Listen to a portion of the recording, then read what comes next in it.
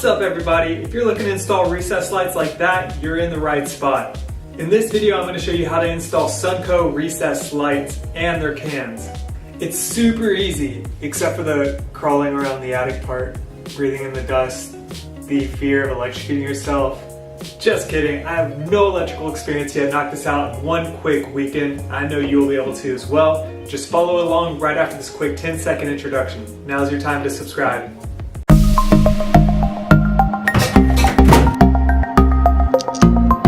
Demo in the bathroom. Wow. So this is what the living room looked like before we made our updates. There's one really ugly ceiling fan that hangs way down in your face, and there's one source of real light.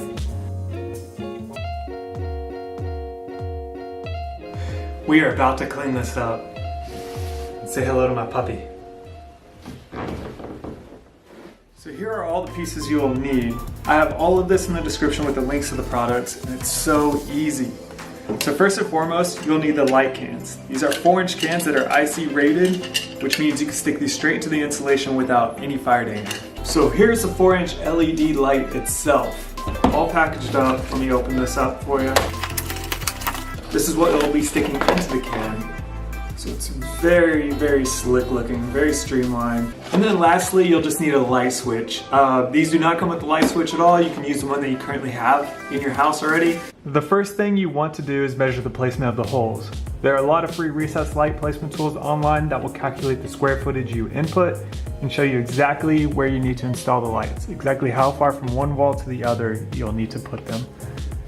Same for the distance between them. It'll show you all of that information.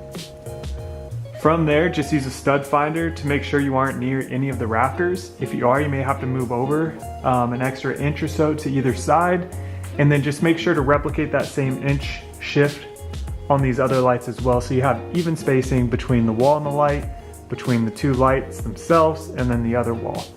You want these to look as in sync as you can. So once you found your locations, you can start to drill your holes. I used a 1/2-inch diameter larger hole saw than the light can itself because the light can has these clips that hang out, so it's easier to push the light cans in there. Don't worry, the can is going to remain covered up. So I got 4-inch lights and I got a 4.5-inch hole saw here. Let's see if you could see dimensions on there.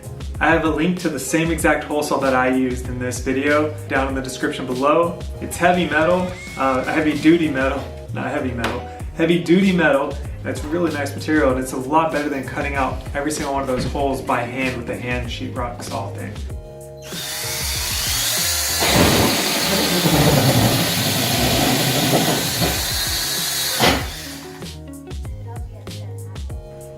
Next, you want to go ahead and cut your wire. You're going to want to pre-cut it before you go into the attic and have to cut it up there. And what I mean by pre-cutting it is, let's say you have these two lights here. You want to cut the wire for the distance between that. In my case, it was around 8 to 9 feet. So I cut an 8 to 9 foot stretch of wire there, dropped it down one hole and then dropped it down the other, so that way there's no hassle in the attic. So I used a 12-2 gauge Romex wire because my breaker has a 20 amp switch on it.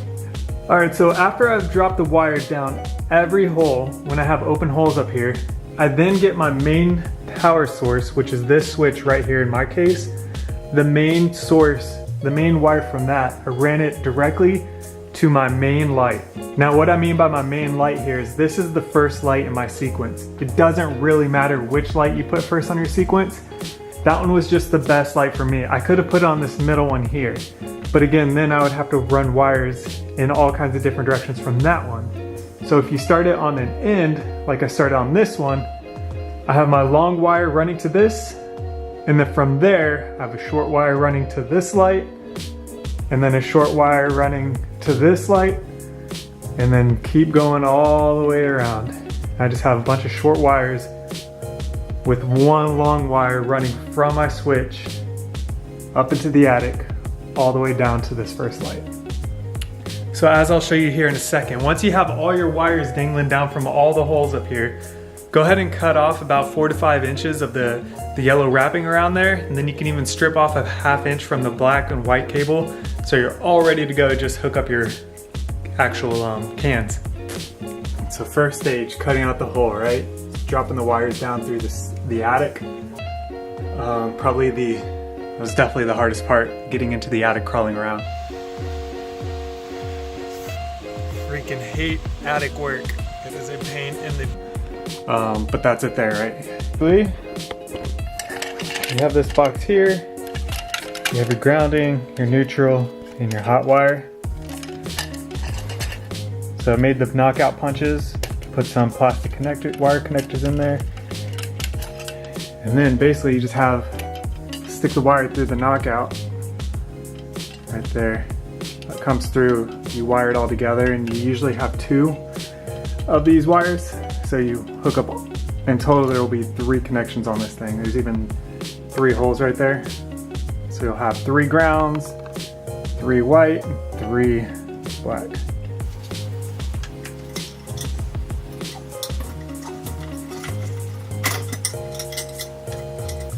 Alright, so check out how easy this is. Alright, these are all turned off. This is my power leaving the light, going to the next light.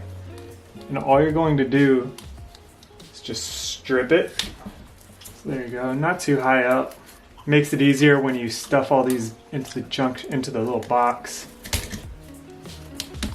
Your 3 wires, your neutral, your ground, and your black wire. Do the same thing over here to the power coming in. Now your wire snippers, you're just gonna strip off about a 1/2 inch on there. I'm telling you, this is so easy. I love these lights. Again, I'm not an electrician. These are like $5 pliers or strippers here. I was gonna make a joke on that, but this is family friendly, right? Now I'm all ready for hookup. Let's see if you can see that. All right. Wires coming in. So I put these wire connectors here, these plastic wire connectors. They'll just help hold the wires in there.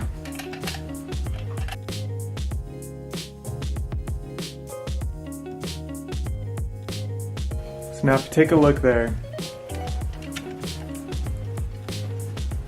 I have the yellow of the Romex wire just coming out maybe a 1/2 inch or so. Black to black, white to white, ground to ground. And then really just, again, just push it in. That's all it is. And it's clear up top so you can see when the wire goes through all the way. You probably can't see it on camera, but they're all the way up there. There's a little copper tip. Now I got my whites. This copper has a weird end on it here, so I'm gonna make a fresh cut. There we go. We are all good to go.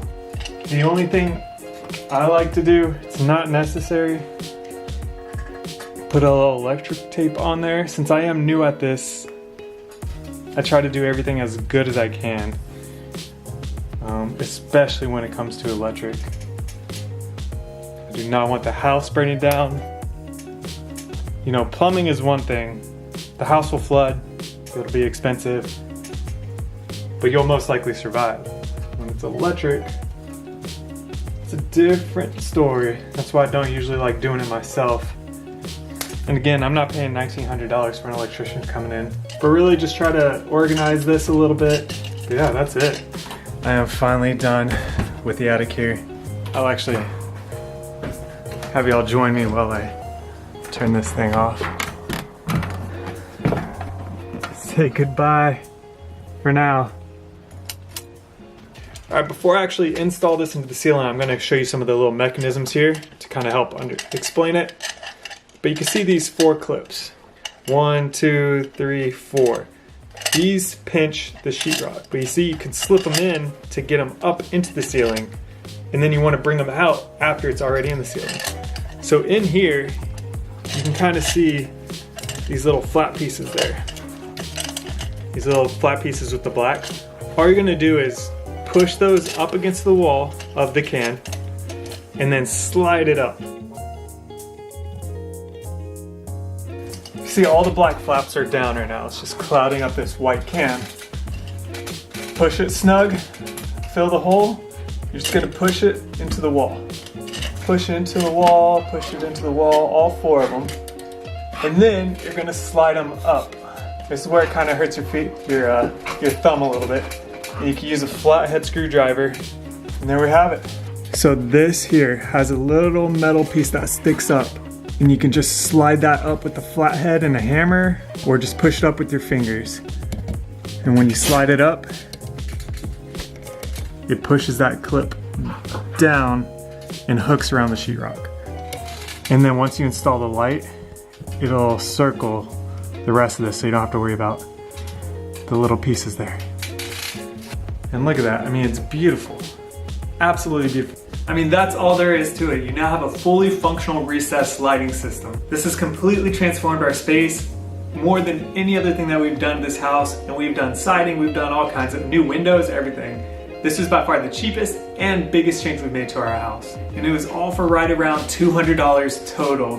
The electrician who came in to quote me on this project quoted me out at $1,900. And that was with me already buying the light cans and the lights and the switches. That was for his labor, $1,900 for labor, for something I did in a weekend.